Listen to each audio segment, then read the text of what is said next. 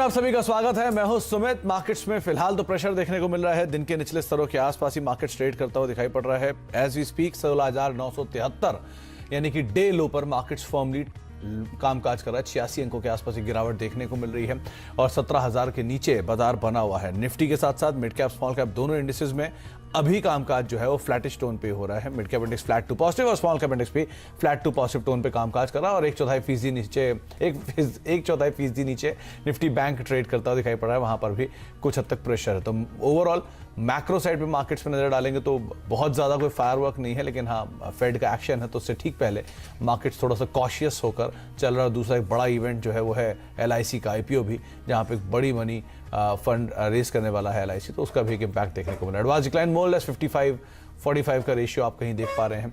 1280 share तेजी में है और 1393 शेयर जो है वो बिकवाली के साथ अभी कामकाज करते हुए दिखाई पड़ रहे हैं। गौरव बिस्सा हमारे साथ मौजूद है, जिनसे हम आपके सवालों के जवाब लेंगे। ये व्हाट्सएप नंबर आप स्क्रीन पर देख पा रहे हैं 7045220000, जिस पर आप मैसेज करके इस कार्यक्रम का हिस्सा बन सकते हैं। फेसबुक और ट्विटर जैसे सोशल मीडिया प्लेटफॉर्म्स के जरिए भी आप इस कार्यक्रम का हिस्सा बन सकते हैं। आस्क आवाज FNO और आस्क आवाज कैश, ये हैशटैग्स यूज करिए और गौरव से अपने सवाल आप सीधे पूछ सकते हैं। गौरव जी नमस्कार, स्वागत है कार्यक्रम में। मार्केट्स को लेकर आपका रुख, 17,000 के नीचे बाजार फिलहाल तो कामकाज कर रहा है, लेकिन सेल ऑफ जो है वो बहुत हाई इंटेंसिटी का एज ऑफ नाउ नहीं है। क्या करना चाहिए मार्केट्स में?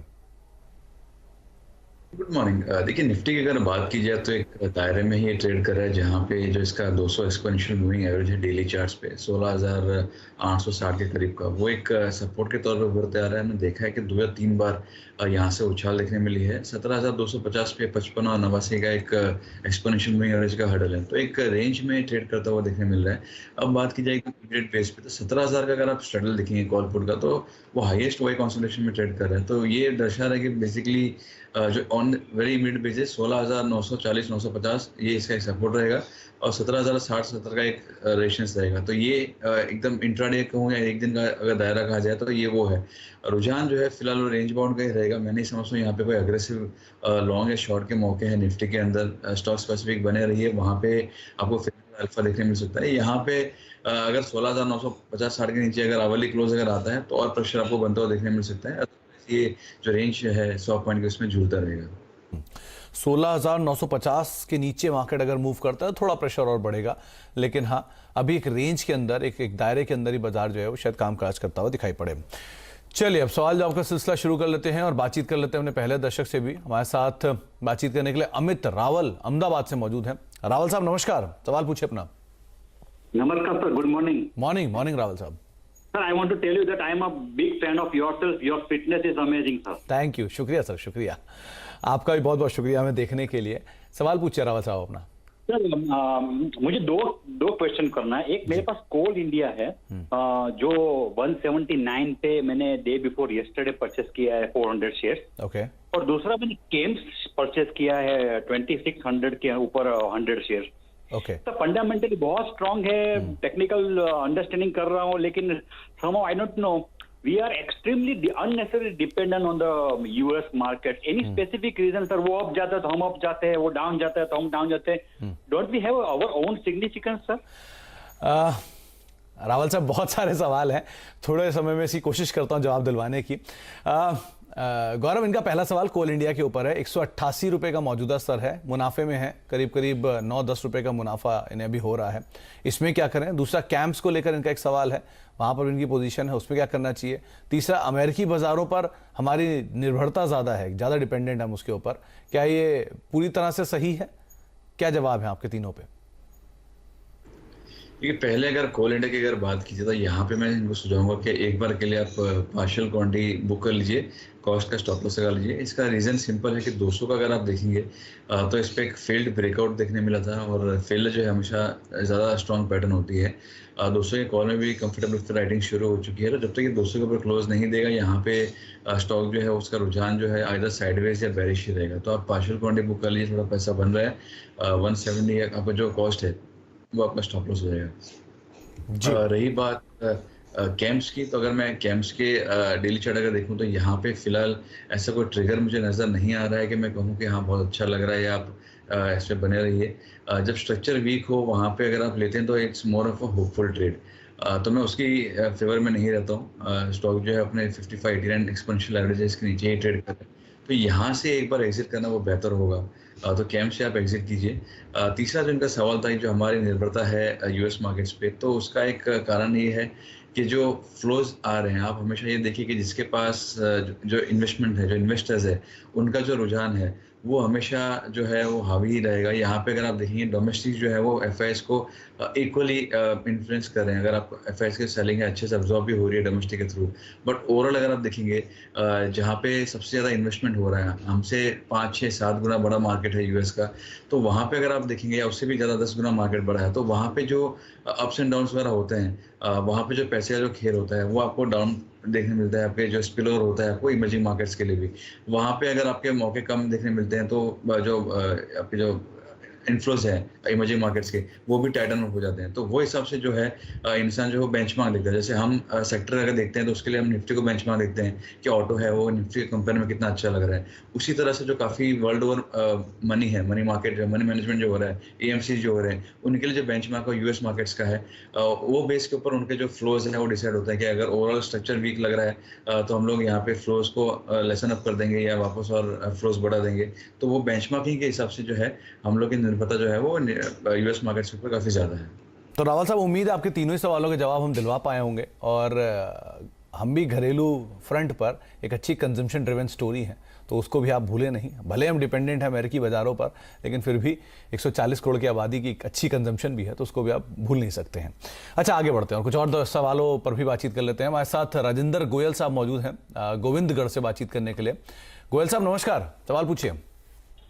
सर नमस्कार। नमस्कार गोयल साहब। सर हाँ सर, मेरे पास पावर फाइनेंस कॉर्पोरेशन लिमिटेड के 122 शेयर हैं। ओके। 119 रुपए 80 पैसे के हिसाब से लिए हुए हैं। ओके, और कितना समय आप दे सकते हैं इसे गोयल साहब?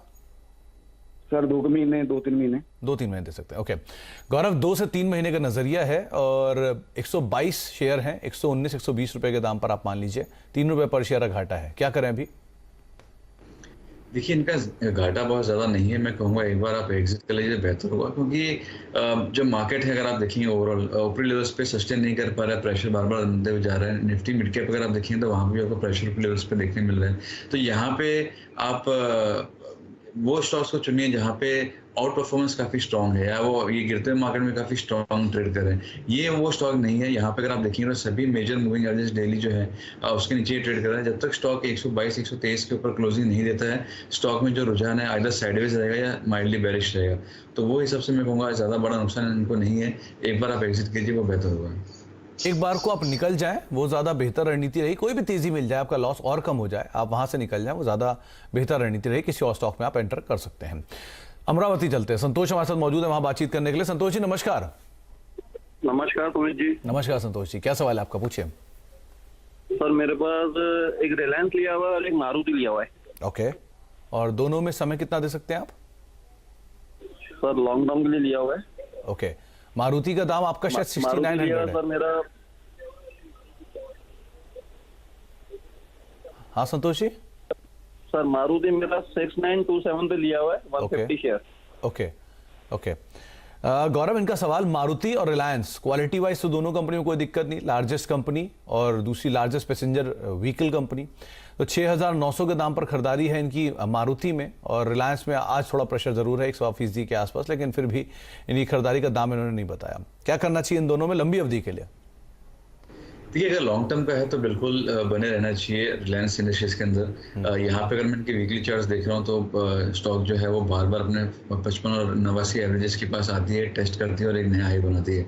इस बार हमको देखने मिला उसने नया हाई बनाया है। तो यहाँ पे स्ट्रक्चर खराब नहीं है, मुझे अच्छा लग रहा है। यहाँ पे आप बने रह सकते हैं। इनके लिए जो मैं स्टॉप लॉस सुझाऊंगा, क्योंकि ये लंबे अवधि का है, तो 2300-2350 का एक स्टॉप लॉस आप इस्तेमाल कीजिए। ये सस्टेन अगर हो गया तो जो स्ट्रक्चर है, हायर हाई हायर लॉस बना, सभी चीज़ इसके अंदर काफ़ी पॉजिटिव है। एक अच्छी अपसाइड आपको लॉन्ग टर्म में आपको देखने मिल सकती है। वहीं अगर मारुति की बात की जाए तो यहाँ पे स्ट्रक्चर खराब नहीं है, लेकिन 8000 पे अगर आप देखें तो काफ़ी स्ट्रॉन्ग एक हर्डल है। वहाँ पे हमको फेल्ड ब्रेकआउट भी देखने मिला। तो यहाँ पे आप 6300 के स्टॉप लॉस से बने रह सकते हैं। एक बार स्टॉक ने 8200 8300 के ऊपर क्लोजिंग दे दी तो स्टॉक जो है वो 10000 के लिए भी एम कर सकते हैं।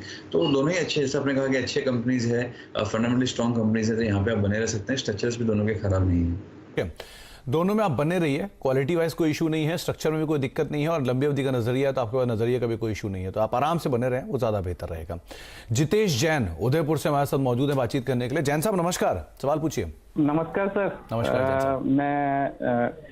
मेरे पास में BEML है, एवरेज 1714 का और क्वांटिटी है 135 और मेरा नजरिया है लगभग 1 साल का। तो गौरव जी, इनका सवाल BEML पर है। 1718 रुपए के दाम पर इनकी खरीदारी है, 125 शेयर के आसपास इनके पास हैं, 90 रुपए के आसपास घाटा है। क्या करें अभी अपनी पोजीशन में? देखिए, शॉर्ट टर्म के लिए मैं ये कहूँ कि अगर आपको चाहिए तो आप 1520 का एक स्टॉप लॉस से होल्ड कर लीजिए। यहाँ पे जब तक ये 2000 के ऊपर क्लोजिंग नहीं आती है, स्टॉक जो है वो अगेन साइडवेज वगैरह में रहेगा। स्टॉक जो है उसमें एक 15-16 साल का ब्रेकआउट है, तो कोई वीकली क्लोज अगर आपको 2000 के ऊपर जब देखने मिलेगी, मैं समझता हूँ यहाँ पे काफ़ी स्ट्रॉन्ग अपसाइड आपको देखने मिल सकती है और मल्टीबैगर स्टॉक बन सकता है जब ये एक बार ये ब्रेकआउट वगैरह हो जाए। तो एट दिस स्टेज में कहूँ कि आप प्रीएम्प्टिंग हो जाएगा ब्रेकआउट के लिए प्ले करना, तो इनके लिए मैं कहूँगा कि जो स्टॉप लॉस है 1520 का होगा, वो अगर सस्टेन होगा तो एक बाउंस आपको देखने मिल सकती है, लेकिन जो पेस है वो 2000 के ऊपर क्लोज आने के बाद इसमें देखने मिलेगा। 2000 के बाद रफ्तार तेज हो सकती है। फिलहाल आप बने रहें, ये आपको राय दी गई है, लेकिन सिचुएशंस के अकॉर्डिंग आप यहाँ पे कॉल लीजिएगा। आगे भी हम दर्शकों से बातचीत करेंगे, लेकिन अब एक खास मेहमान हमारे साथ मौजूद हैं। HDFC के बढ़िया नंबर्स आए हैं और नंबर्स में जो ब्याज से कमाई है वो 13% के आसपास बढ़ी है, तो मुनाफा भी 16% के आसपास बढ़ता हुआ दिखाई पड़ा है। नंबर से बातचीत करने के लिए कंपनी के वाइस प्रेसिडेंट और CEO केकी मिस्त्री सर हमारे साथ मौजूद भी हैं। केकी सर नमस्कार, स्वागत है कार्यक्रम में। सबसे पहले तो जो फोर्थ क्वार्टर के नंबर्स थे कैसे रहे, क्या ग्रोथ ड्राइवर्स रहे, की ग्रोथ ड्राइवर्स क्या थे उसके अंदर, और दूसरा गोइंग फॉरवर्ड सिचुएशन सिनेरियो कैसा दिख रहा है आपको एज वी स्पीक? जो अभी क्वार्टर चल रहा है, यहाँ का सिचुएशन सिनेरियो किस तरह का है? देखिए, ऐसा है कि लास्ट अब 2017 से 2020 3 साल तक जो ग्रोथ हो रहा था हाउसिंग में वो largely was coming from tier 2 tier 3 towns. तो जो टियर 1 सिटीज जो है मुंबई, दिल्ली, बैंगलोर, उसमें थोड़ा स्लो डाउन था। बट लास्ट 2 इयर्स से 2020 से लेके अब तक possibly Covid related, possibly because of better affordability जो है, the demand has picked up in a big way even in the tier 1 cities. So Mumbai, Delhi, Bangalore, Pune, all the big cities are growing, Hyderabad, all growing at a very rapid pace. तो इसके कारण the average loan amount जो हमारा last year था 29.5 lakhs, ये साल the average loan amount is 33 lakhs. So the growth is coming as a combination of growth both from the affordable middle income housing and the relatively higher income bracket. Keki sir, क्योंकि अभी जो interest rate scenario है वो lowest side पर है, अभी तक कोई ब्याज दरों में बदलाव हुआ नहीं है। ये मान के चलें कि जिस तरह की महंगाई दर है और ब्याज दरों में अगर कुछ बढ़ोतरी होती है और अगले 1 साल में कहीं 1% के आसपास तक की बढ़ोतरी भी आती है, मान लेते हैं 25 बेसिस पॉइंट के हिसाब से, तो कितना इम्पैक्ट आप देख रहे हैं डिमांड पर? क्योंकि आप बिल्कुल सेक्टर को अच्छे से भांपते हैं, तो किस तरह की सिचुएशन सिनेरियो बनेगी उसके बाद? मुझे तो ऐसा नहीं लगता है कि डिमांड का इफेक्ट होगा, क्योंकि हिस्टोरिकली इंडिया में interest rates have been much higher. Even today, even if you assume that RBI does 3 rate hikes, तो मेरे हिसाब से even if you assume the higher amount 75 basis points increase in rate will be lesser than the reduction that we saw in interest rates after COVID. So as long as the feel good factor, the economy is the most important thing is the feel good factor, availability of jobs. Just the most strong there. Till that time, I don't see demand getting impacted. क्योंकि banking, NBFC ये spaces better कर रहे हैं और जो asset quality है वो आपकी हमेशा स्टेबल भी रही है सिचुएशन सिनेरियो के हिसाब से, तो अभी प्रेजेंटली सेक्टर का क्या सिचुएशन है एसेट क्वालिटीज को लेकर और गोइंग फॉरवर्ड आपका जो की एरिया है फोकस का वो क्या रहेगा? देखिए, पहले तो first time everyone has to look at everything. You have to look at growth and you have to look at quality growth. तो वो तो फोकस तो हमेशा रहेगा ही. बट कलेक्शन एफिशिएंसी मतलब जो आप जो कलेक्ट करते हैं as a percentage of the amount you have build, cumulative basis पे collection efficiency has gone to 99% for individual, which is very very high. So the feel good factor in the economy is strong. हमें government को compliment करना चाहिए because I think the government and RBI has done a tremendous job during the COVID period, ensuring the stress that people may have faced was very well managed, and interest rates were kept low, liquidity was made available to everyone. So especially the stress in the economy today has come down significantly. चलिए, बहुत बहुत शुक्रिया Kiki sir हमारे साथ मौजूद रहने के लिए, नंबर से बातचीत करने के लिए और तमाम जो ग्राउंड रियलिटी है उससे रूबरू कराने के लिए बहुत बहुत शुक्रिया सर. अच्छा, आगे बढ़ते हैं, कुछ और दर्शकों से बातचीत कर लेते हैं. पीयूष सक्सेना लखनऊ से हमारे साथ मौजूद हैं. पीयूष जी नमस्कार, सवाल पूछिए. Good morning sir. मॉर्निंग. मेरे पास डॉक्टर लाल पैक है सर, और एवरेज प्राइस मेरा है 2720. ओके. और लॉन्ग टर्म के लिए है तो मेरा, मैं 6 मंथ टू 1 ईयर तक मैं कर सकता हूँ इसका. ओके. गौरव, इनके पास डॉक्टर लाल पैथ लैब के शेयर हैं, करीब 1200 शेयर इन्होंने बताए हैं और 2700 की रेंज में इनकी खरीदारी है. नजरिया ठीक ठाक है, बने रह सकते हैं, लेकिन अभी फिलहाल 400 रुपये पर शेयर घाटा है. लार्जेस्ट प्लेयर है पैथ लैब्स में. अभी क्या कर रही है? देखिए, ऊपरी लेवल्स पे काफी प्रेशर देखने मिला है और वीकली चार्ट्स पे लोअर लो लोअर हाई का एक सिलसिला शुरू हो चुका है बनना, जो एक अच्छे संकेत नहीं है. 2240 पे की इमीडिएट सपोर्ट है. ये जो है वो प्रीवियस स्विंग लो भी है, तो यहाँ पे आप उसको स्टॉप लॉस लगा लीजिए. ये अगर सस्टेन हो गया तो आपको फिर एक अपसाइड जो इसका सिलसिला शुरू हो सकता है और आपको लॉन्ग टर्म का अगर नजरिया तो आपको उसमें एक अच्छा रिटर्न देखने मिल सकता है. 2240 के नीचे अगर इसमें क्लोजिंग आ रहा है तो यहाँ पे मैं समझता हूँ कि जो स्ट्रक्चर है वो काफी वीक हो जाएगा और प्रेशर इसमें और बनते हुए देखने मिल जाएगा. तो वो लिहाज से मैं कहूँगा 2240 के स्ट्रिक्ट स्टॉप लॉस से एक बार आप उसको बने रह सकते हैं. अच्छा, तो आप बने रहे, लेकिन 2240 इसको आप ध्यान रखें, एक स्ट्रिक्ट स्टॉप लॉस तौर पे वो आपके लिए कामकाज करेगा. अच्छा, कुछ सवाल सोशल मीडिया के जरिए भी आ रहे हैं. एक सर्वेश गुप्ता का सवाल है, इनके पास विप्रो 536 मई सीरीज का है. क्या करना चाहिए गौरव, क्योंकि ये एफ&ओ में इनकी पोजीशन है, 496 के आसपास आ चुका है, 40 रुपये पर शेयर घाटा है. ये कैश का दाम आपके सामने है, क्या करना चाहिए ना? देखिए, इसमें काफी स्ट्रॉन्ग ब्रेकडाउन 530 के नीचे हमको देखने मिला था और यहाँ पे जस्ट बिकॉज गिरे हम बाय करें वो सही नहीं होगा. इनके लिए जो मैं सुझाऊंगा वो मैं ये कह सकता हूँ कि कोई भी उछाल अगर आपको देखने मिलती है आप उसमें एग्जिट के मौके ढूंढिए. आपके लिए जो स्ट्रिक्ट स्टॉप लॉस है फ्यूचर्स के लेवल के हिसाब से वो है आपका 494 का. 494 के नीचे अगर आ रहा है तो मैं समझता हूँ इसमें और प्रेशर बनते हुए देखने मिल सकता है और नेक्स्ट लेग ऑफ फॉल जो है फिर वहाँ पे आना शुरू हो सकता है. तो एक स्ट्रिक्ट स्टॉप लॉस रखिए, इसके नीचे ज्यादा आप एग्जिट कीजिए. ऊपर में अगर आपको जब भी कोई राइज देखने मिलती है तो एग्जिट के मौके ढूंढिए. फिलहाल जो स्ट्रक्चर है उसमें काफी वीक है. एक बिरेश्वर पॉल साहब ने सवाल पूछा है, इनके पास यूपीएल की कॉल है 850 की, 26 रुपए के दाम पर खरीदारी की है. आज इंट्राडे हाई 30 रुपए के आसपास का इसने बनाया है. इनका सवाल यह है, क्या ये 38 के आसपास निकल जाए या 38-40 के लिए वेट करें या फिर अभी निकल जाए, क्या करना चाहिए ना? देखिए, ये बोलना काफी डिफिकल्ट होता है क्योंकि आप पहले अगर आप एग्जिट नहीं कर चुके हैं या अगर आप बना के रखे हैं तो मैं ये कहूंगा कि एक स्टॉप लॉस के साथ आप प्ले कीजिए. यहाँ पे अगर आप देखेंगे तो 825-827 का एक अच्छा सपोर्ट है. एक ब्रेकआउट हमको देखने मिला था. निफ्टी में प्रेशर है तो वो लिहाज से इसमें भी प्रेशर हमको देखने मिल रहा है. ये अगर सस्टेन हो जाता है तो स्टॉक जो है फिर से 860-870 के टेस्ट कर सकता है. तो आप 827-828 के स्टॉप लॉस से बने रहिए. जब तक ये सस्टेन हो रहा है आपको एक अपसाइड आपको फिर देखने मिल सकती है. अच्छा, एक सवाल आया है, केपीआर मिल पर 670 रुपए के दाम पर खरीदारी है, 208 शेयर इनके पास है और अगर आप ट्रैक करते हैं तो बनारस बीट्स भी ये पूछ रहे हैं, 96 के दाम पर खरीदारी है. इन दोनों में क्या करना चाहिए? देखिए, यहाँ पे थोड़ा प्रेशर जो है मुझे लग रहा है और बनते हुए देखने मिल सकता है आपको केपीआर मिल के अंदर. तो इसमें मैं कहूँगा आप स्टॉप लॉस रखिए 585 का. 585 के नीचे अगर जाता है तो आप एक बार एग्जिट कीजिए. उसके नीचे अगर होता है तो 545-540 के लेवल्स को भी टेस्ट कर सकते हैं. तो अभी फिलहाल कंसोलिडेशन फेज में है और वो कंसोलिडेशन का जो सपोर्ट है वो आपका 585 का आ रहा है, जिसको आप स्टॉप लॉस के जरिए आप इसको यूज कर सकते हैं.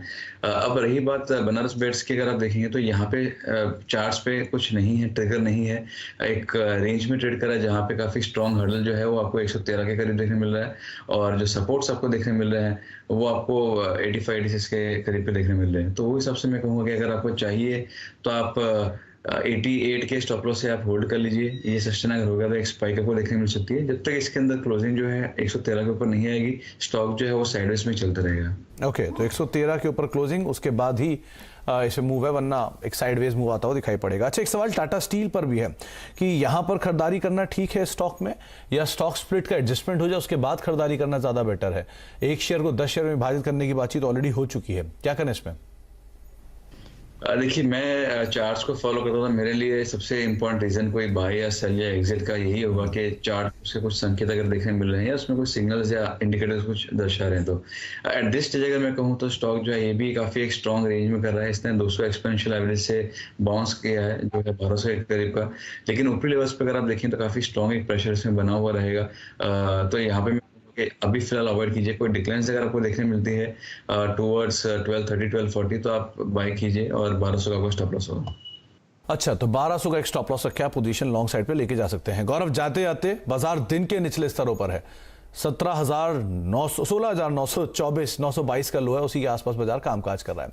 यहां से क्या लग रहा है, और वीक? जी, रुझान जैसे मैंने कहा कि अगर 16,950 60 के नीचे अगर आवली क्लोज अगर आ रहा है तो रुझान जो है वीक ही रहेगा। और अभी जो है आपको काफी कंफर्टेबल राइटिंग शुरू हो जाएगी 17,000 के कॉल में। कोई भी उछाल अगर देखने मिलेगी तो वहां पे फिर प्रेशर आता हुआ देखने मिलेगा। तो यहाँ पे मैं बहुत अग्रेसिव डाउनसाइड के लिए प्ले नहीं करूंगा, लेकिन 16,860 वाला के लिए एक बार निफ्टी अटेम्प्ट कर सकते हैं। okay. तो 16,860 के लिए निफ्टी शायद एक बार को अटेम्प्ट कर सकता है। एडवांस डिक्लाइन, धीरे धीरे डिक्लाइन बढ़ते हुए, एडवांस घटते हुए। बहुत बहुत शुक्रिया गौरव हमारे साथ मौजूद रहने के लिए, सभी शेयरों पर बातचीत करने के लिए, बाजार पर अपनी राय रणनीति रखने के लिए। चलिए, एक ब्रेक का वक्त हो गया है, और ब्रेक के उस पार खिलाड़ी नंबर 1, कौन कौन खिलाड़ी, किस किस तरह का कॉल्स, किस तरह का पार्टिसिपेशन, ये सब कुछ एक छोटे से ब्रेक के उस पार। अब तक के लिए LIC 12% का IPO जो है वो भर भी चुका है। 10:48 तक का अपडेट आपके सामने। नमस्कार।